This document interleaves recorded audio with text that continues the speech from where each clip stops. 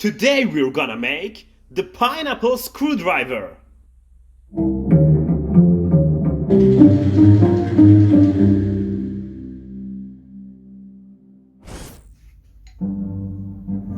Bring a glass full of ice.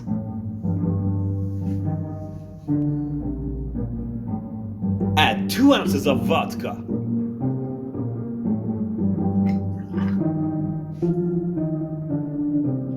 Three ounces of fresh orange juice.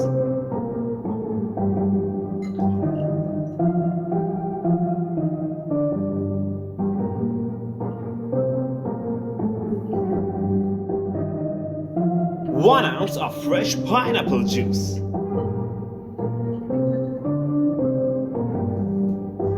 And top it up with soda water.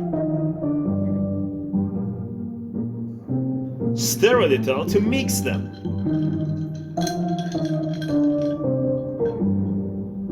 And garnish it with pineapple. And the cocktail is tuned. Cheers! Take a sip, like and subscribe.